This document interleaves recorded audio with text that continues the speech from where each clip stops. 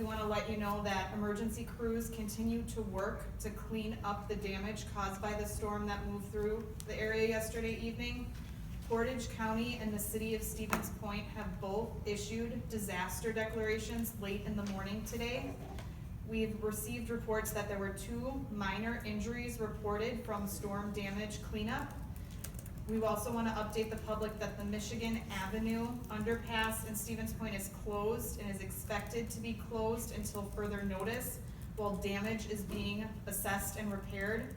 We continue to receive reports of damage including downed trees, power lines, and flooding. There are still over 13,000 residents without power throughout the area. However, WPS is continuing to bring in additional crews to assist in restoring power. They currently have over 20 crews working in the area. Full restoration is not expected until well into Wednesday.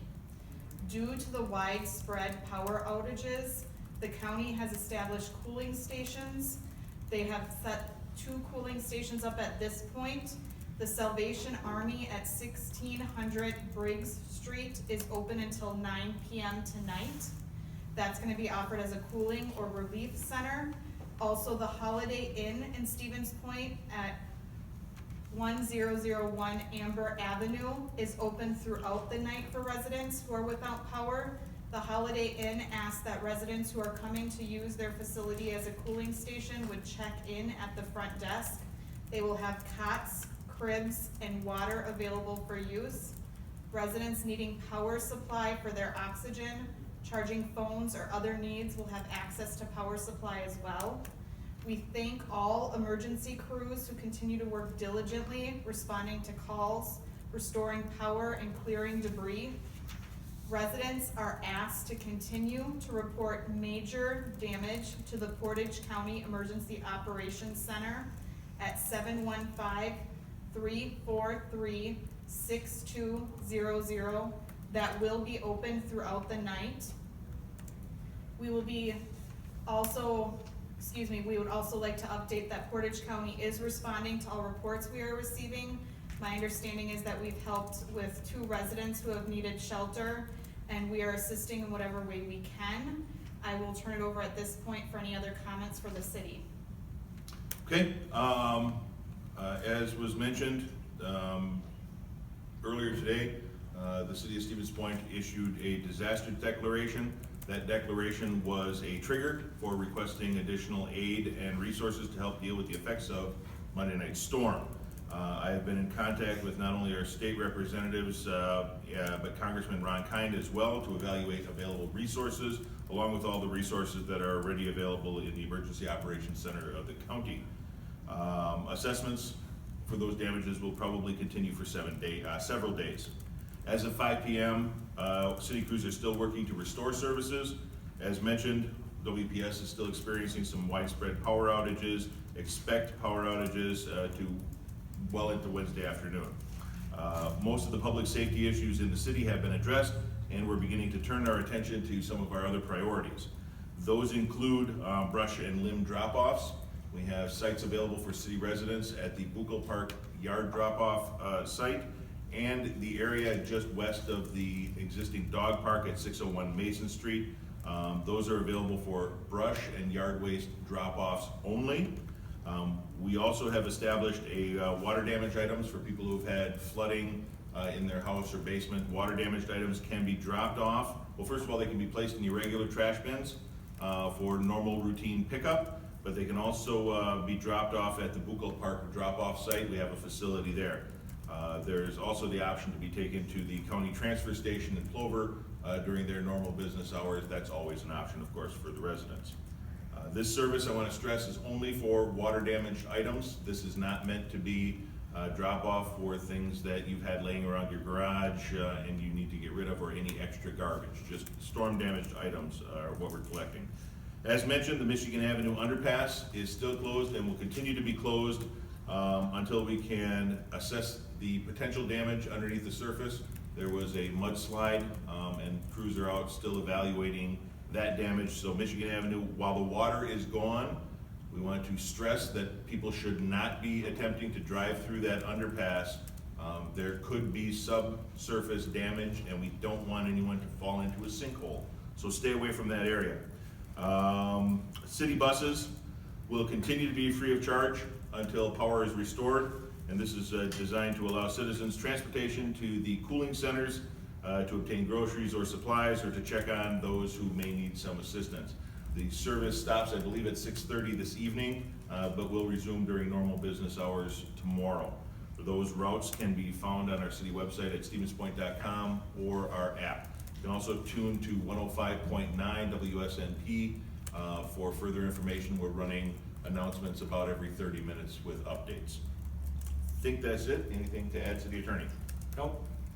I just have a couple of updates. I am Portage County Executive Patty Dreyer.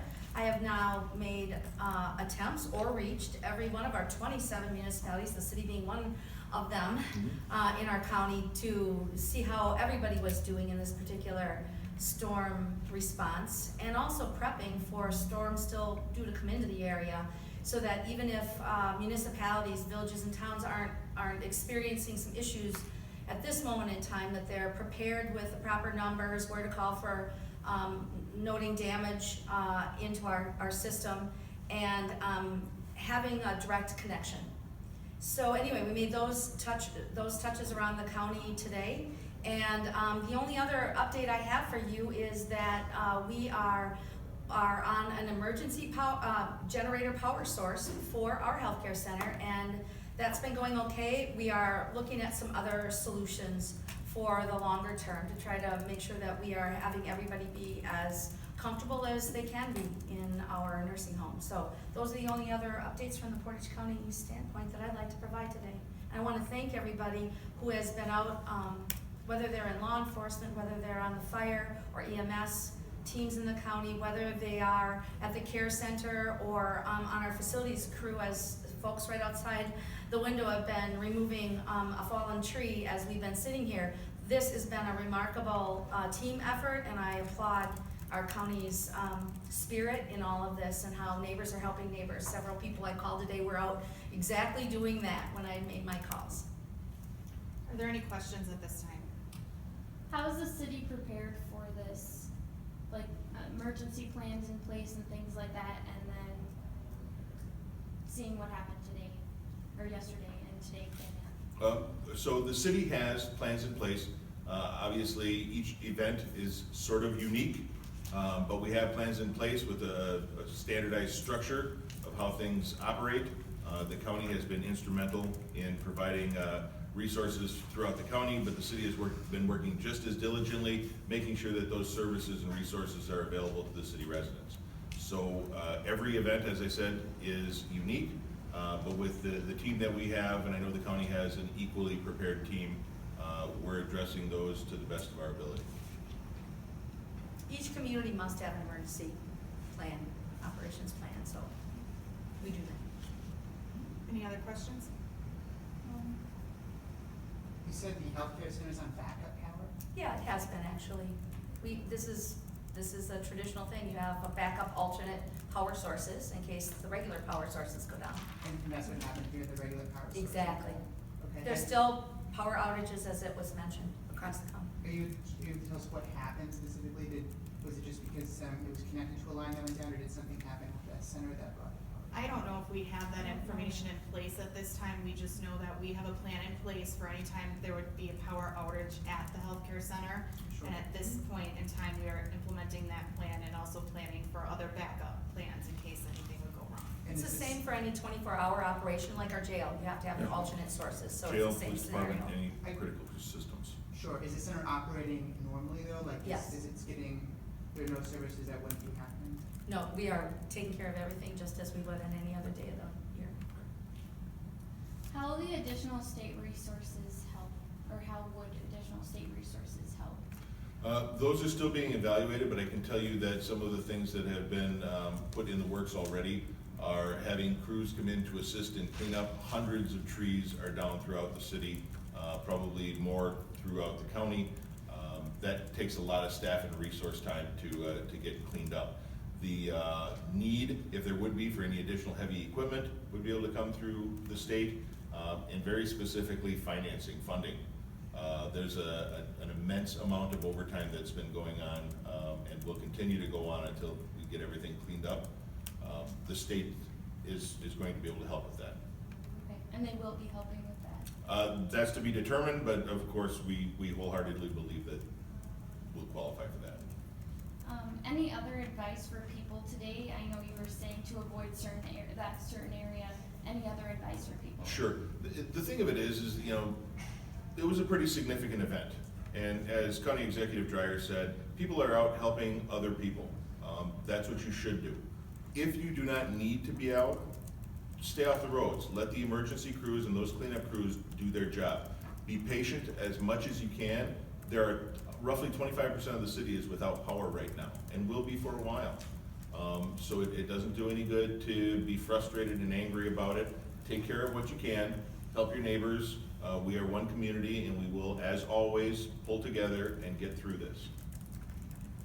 And also to add to what the mayor said, we would also ask that people continue to use the emergency line that was set up, the 715-343-6200 to report any major damage or if they need assistance for anything. And also 911 is available with emergency situations. Just for clarification, that 6200 number is not an emergency number. Correct, Right. correct. That's 911 would be the emergency number to contact. Anything else? Thank you. We will provide further updates as we have them.